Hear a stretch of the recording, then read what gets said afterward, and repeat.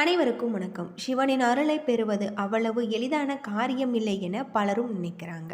ஆனால் மன உறுதியுடன் வரக்கூடிய தடைகளை தாண்டி விடாபடியாக முறையாக வழிபாடு செய்தால் சிவனின் அருளை பெற முடியும். அவன் அருளாலே அவன் தாள் பணிந்து என்று ஆன்றோர்களின் வாக்குக்கு ஏற்ப சிவனை வணங்குவதற்கு முதல்ல சிவனின் அருள் இருக்க வேண்டும். சிவனிடம் அனுமதி பெற்று அவரை வணங்க துவங்குவது சிறப்பானதாக இருக்கு. இன்றைக்கி நம்ம அந்த வீடியோவில் சிவபெருமானின் அம்சத்தில் பிறந்திருக்கக்கூடிய அந்த ராசி யார் அப்படிங்கிறத பற்றி தான் தெரிஞ்சுக்க போகிறோம். வீடியோ ரொம்பவே பயனுள்ளதாக இருக்கும். வீடியோவை கடைசி வரைக்கும் ஸ்கிப் பண்ணாமல் பாருங்கள். உங்களுக்கு சிவபெருமான் பிடிக்கும் அப்படின்னா ஓம் நமச்சிவாயா எனும் மந்திரத்தை மறக்காமல் கமெண்ட் பண்ணுங்கள். வாங்க வீடியோக்குள்ளே போகலாம். நம்முடைய சேனலில் வாராகியம்மன் ஜோதிட நிலையத்தில் அனைத்து விதமான பிரச்சனைகளுக்கும் தீர்வு சொல்லப்பட்டு வருது. உங்களுடைய ஜாதகத்தில் ஏதாவது குறைகள் இருந்துச்சுன்னா டிஸ்கிரிப்ஷன் நம்பர் கொடுத்துருக்கோம். அந்த நம்பருக்கு கால் பண்ணி உங்களுடைய பிரச்சனைகளை சொன்னீங்கன்னா போதும். அதற்கான ஒரு தீர்வு உங்களுக்கு கட்டாயம் கிடைக்கும். சிவனை முறையாக வழிபடுவதால் நம்முடைய கர்ம வினைகள் நீங்கும். தீய கர்மாக்களை இருந்து விடுபட சிவனை வழிபடுவது ஒரே வழி. சிவபெருமான சில குறிப்பிட்ட முறைகளில் வழிபட்டால் அவனின் அருளை நாம் எளிதில் பெற முடியும்.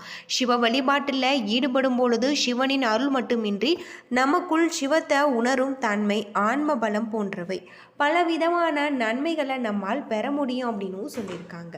தெய்வங்கள் அனைத்திற்குமே தலையாக விளங்கக்கூடியவர் தான் சிவபெருமான். அப்படி சிவபெருமானை நம்ம முறையில் நம்ம வழிபட்டு வருவதன் மூலம் நம்முடைய வாழ்க்கையில் இருக்கக்கூடிய அனைத்து விதமான பாவங்களும் தீரும் அப்படின்னு சொல்கிறாங்க. முழு மனதோடு நாம் சிவபெருமானை வழிபட்டு வருவது இன்னும் சிறப்புக்குரிய ஒன்றாக இருக்குது. பொதுவாக நாம் உலக உயிர்கள் உற்பத்தியாவது ஒடுங்குவது சிவனுக்குள் தான் என்று சொல்லப்படுது. ஆதியும் அந்தமும் இல்லாதவர், அனைத்திற்கும் அப்பாற்பட்டவர் என சிவபெருமான வேதங்கள் போற்றுகின்றது. சிவனின் அருள் இருந்தால் பிறப்பு இறப்பு இல்லாத முக்தி நிலை அடைய முடியும் என்றாங்க. சிவனின் அருளை பெறுவதற்கு முனிவர்கள், ரிஷிகள் பல ஆயிரம் ஆண்டுகள் தவம் செய்வதாக சொல்லப்படுது. அது மட்டும் இல்லாமல் தற்போதைய காலத்தில் அப்படி தவம் செய்திருப்பது சாத்தியம் இல்லாதது. அப்படியானால் சிவனின் அருளை பெறுவதற்கு என்ன செய்ய வேண்டும் என பலரும் தேடிக்கொண்டிருக்காங்க. ஆனால் சில எளிமையான விஷயங்களை தொடர்ந்து செய்தாலே நமக்கு சிவனின் அருள் கட்டாயம் கிடைக்கும் அப்படின்னு சொல்லப்படுது. பக்தி செய்வது, முழுவதுமாக சரணாகதி அடைவது சிவனின் அருளை பெறுவதற்கு மிக சிறந்ததாக இருக்குது. சிவனின் மந்திரங்களை குறிப்பாக நாம் ஓம் நமச்சிவாயா மந்திரத்தை தினமும் உச்சரிப்பது சிவனின் அருளை பெற உதவும். சிவன் பெருமானின் திருநாமங்களை மீண்டும் மீண்டும் உச்சரிப்பதால் சிவ குணங்கள் நமக்குள் வளர துவங்கும் அப்படின்னு சொல்லப்பட்டிருக்கு. சிவத்தை உணரக்கூடிய ஆற்றல் கிடைக்கும் பொழுது சிவனின் அருளும் முழுவதுமாக கிடைக்கும். சிவ வழிபாடு செய்வது, சிவனின் லிங்க ரூபத்திற்கு தொடர்ந்து பூஜை செய்வது, அது மட்டும் இல்லாமல் ஆன்ம பலத்தை அதிகரிக்க செய்யும். லிங்கத்திற்கு பால், தயிர், தேன், தண்ணீர், சந்தனம் போன்றவற்றால் அபிஷேகம் செய்வது, மலர்கள் படைத்து பூஜை செய்வது ஆகியவை சிவனை மனதை குளிரச் செய்யக்கூடியதாக இருக்கு. சிவலிங்கங்கள் என்பது சிவனின் உருவமாக இருக்கு. இதனை அபிஷேகம் செய்து வழிபடுவதன் மூலம் சிவனுக்கு மிகவும் நெருக்கமானவர்களாக நாம் மாற முடியும். அது மட்டும் இல்லாமல் சிவனின் அருளை விரைவாக பெறுவதற்கு மிக சிறந்த வழி ருத்ராபிஷேகம். சிவன் என்றாலே இன்பத்தை வழங்கக்கூடியவர் என்று பொருள். காதல், திருமணம், மகிழ்ச்சி, செல்வம், சக்தி, ஞானம் போன்றவற்றை வழங்குபவராக சிவபெருமான். எளிதில் மனம் மகிழ்ந்து பக்தர்களுக்கு அருள் செய்து அவர்களுக்கு வேண்டிய வரங்களை தரக்கூடியவர் சிவபெருமான். ருத்ராபிஷேகம் சிவனை மகிழ்விக்க செய்யப்படும் மிக முக்கியமான பூஜையாகும். சிவனுக்கு விருப்பமான மிக நீண்ட சடங்கு ருத்ராபிஷேகம். ருத்ராபிஷேகம் செய்வது, அந்த யாகத்தில் கலந்து கொள்வது வாழ்க்கையில் இருக்கக்கூடிய அனைத்து பிரச்சனைகளையுமே தீர்க்க ஒரு வழியை அருளக்கூடியதாக இருக்குது அப்படின்னு சொல்லலாம். ருத்ராபிஷேகம் சிவனின் அம்சமாக கருதப்படுவதாகும். அதனை அணிவதால் அளவில்லாத பலன்களை பெற முடியும். அது மட்டும் இல்லாமல் மனித குலத்திற்கு ஈசன் அளித்த அருள் கொடையாக கருதப்படுகிறது. ருத்ரன், அனுசம் என்ற சமஸ்கிருத சொற்கிற்கு இணையாக ருத்ராபிஷேகம் இருக்கிறதாக சொல்லப்படுது.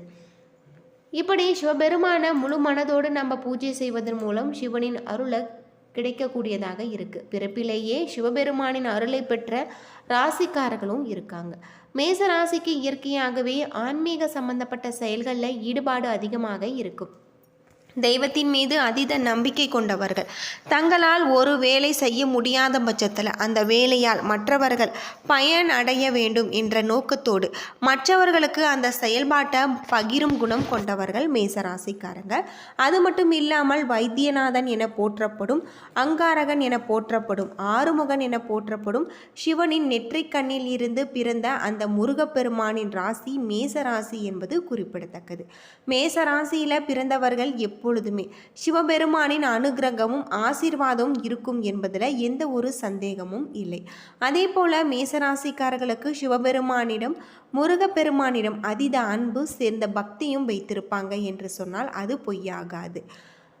கடகராசியில் பிறந்தவர்கள் அம்பாளின் அம்சத்தில் பிறந்தவர்கள், அதாவது சந்திரன் பார்வதி தேவியின் அம்சம் கொண்டவர்கள் கடகராசிக்காரர்கள் அப்படின்னே சொல்லலாம். சூரிய சந்திரன் சிவன் பார்வதி, சூரியன் சிவன் குறிக்கிறது, சந்திரன் பார்வதியை குறிக்கிறது. ஆகவே பார்வதி தேவியின் அம்சம் பொருந்திய கடகராசிக்காரர்களையும் எம்பெருமானுக்கு மிகவும் பிடிக்கும் என்று சாஸ்திரத்தில் சொல்லப்பட்டிருக்கு. பொதுவாக கடகராசிக்காரர்கள் அடுத்தவர்களுடைய கஷ்டத்தை உணர்ந்து நடந்து கொள்வாங்க. அதிகப்படியான தாய்ப்பற்று கொன்றவர்களாகவும் இருப்பாங்க. மற்றவர்களது மனதை புண்படும் எக்காரணத்தை கொண்டும் கடகராசிக்காரர்கள் நடந்து கொள்ள மாட்டாங்க. ஆகவே இந்த ராசிக்காரர்கள் சிவனின் அம்சம் பொருந்தியவர்கள் என்பது உண்மை. பார்வதி தேவி அம்சம் கொண்ட கடகராசிக்காரர்கள் சிவனின் பார்வை பட்டாலே போதுவிடும் அப்படின்னு சொல்லப்படுது. கன்னிராசி, கன்னிராசிக்காரர்களின் மனது எப்பொழுதுமே கள்ளம் கபடம் இல்லாமல் இருக்கும். இவர் யார் எதை சொன்னாலுமே அதை முதல்ல நம்பி விடுவாங்க. அவர்களிடம் இருக்கும் பொருட்களை இல்லை என்று சொல்லாமல் அடுத்தவர்களுக்கு கொடுத்து உதவும் செய்யும் மனப்பக்குவம் கொண்டவர்கள். முடிந்தவரை மற்றவர்களுக்கு நன்மை மட்டுமே இவர்கள் செய்யக்கூடிய இந்த கன்னிராசிக்காரர்களுக்கு எம்பெருமானுக்கும் மிகவும் பிடித்தமானவர்களாக சாஸ்திரத்தில் சொல்லப்பட்டிருக்கு. கும்பராசியில் பிறந்தவர்களுக்கு உழைப்பே உயர்வாக நினைத்து கொண்டிருக்கும், பூரண கும்பத்தோடு வாழும் தகுதி பெற்றவர்கள் கும்பராசிக்காரர்கள். ஆனால் இவர்கள் எல்லோரையுமே வெகுளித்தனமாக நம்பி விடுவாங்க. எல்லோரும் நல்லவர்கள்தான் என்ற நம்பிக்கை வைத்து உதவிகளை செய்துவிட்டு ஏமாந்து நிற்கும் இவர்களை எம்பெருமானுக்கு மிகவும் பிடிக்கக்கூடியதாக இருக்குது. அடுத்தவங்க சந்தோஷமாக இருக்க இவங்க கடன் வாங்கி செலவு பண்ணுவாங்க. இப்படிப்பட்ட குணம் கொண்டவர்கள் தான் இந்த கும்பராசிக்காரர்கள். ஆனால் கடைசியில் இவர்களுக்கு பிரச்சனை திரும்பும் என்பது கூட தெரியாமல் அளவிற்கு வெகுளி குணம் கொண்டவர்களாக இருப்பாங்க.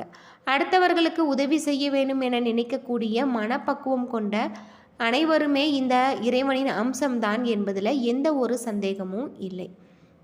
மேசம், உங்களால் முடிந்தவரை திங்கட்கிழமைகளில் அன்னதானம் செய்வது, எம்பெருமானின் ஆசீர்வாதத்தை மேலும் மேலும் பெற்றுக்கொள்வது அது உங்களுடைய வாழ்க்கை சிறப்படையக்கூடியதாக இருக்குது. கடகராசிக்காரர்கள் ஆண்களாக இருந்தாலும் பெண்களாக இருந்தாலும் இவர்கள் கஷ்டப்படும் பெண்களுக்கு உதவி செய்வது அதிகப்படியான பலன்களை பெற்றுத்தரும். அதாவது உடல் ஊனமுற்ற பெண்கள், படிக்க முடியாத பெண்கள் எல்லோருக்குமே உங்களால் முடிந்த உதவிகளை செய்வது ரொம்பவும் நல்லது. அடுத்ததாக கன்னிராசி, கன்னிராசிக்காரர்கள் எப்பொழுது முடியுமோ அப்பொழுதெல்லாம் அகத்திக்கீரை, வாழைப்பழம் போன்ற பொருட்களை வாங்கி பசுவிற்கு கொடுக்கலாம். கும்பராசிக்காரர்கள் திங்கட்கிழமையில் உங்களால் முடிந்த உதவிகளை ஏழை எளியவர்களுக்கு செய்ய வேண்டும். அன்னதானம், ஆடை தானம் போன்ற பொருட்களை இல்லாதவர்களுக்கு நீங்கள் தானம் செய்வது உங்களுடைய வாழ்க்கையை வெற்றி பாதைக்கு அழுத்து செல்லக்கூடிய வகையில் சொல்லப்பட்டிருக்கு. இப்படி கடகராசி, சிம்மம், கும்பராசி, மேசம், அது மட்டும் இல்லாமல் இந்த ராசிக்காரர்கள் கன்னியில் பிறந்தவர்கள் அனைத்துமே சிவபெருமானின் அருள் இவர்களுக்கு கட்டாயம் இருக்கும் அப்படின்னு சொல்லப்படுது. கடகராசியில் பிறந்தவர்கள் அதீத பக்தி கொண்டவர்களாகவும் இருப்பாங்க அப்படின்னு சொல்லலாம். என்ன நண்பர்களே, இந்த வீடியோ உங்களுக்கு பயனுள்ள ஒரு தகவலை தந்திருக்குன்னு நினைக்கிறேன். வீடியோ பிடிச்சிருந்தால் லைக் பண்ணுங்கள், ஷேர் பண்ணுங்கள், கமெண்ட் பண்ணுங்கள். இதுபோல் தகவலை தெரிஞ்சுக்க நம்ம சேனலை மறக்காமல் சப்ஸ்கிரைப் பண்ணிவிடுங்க. நன்றி நண்பர்களே.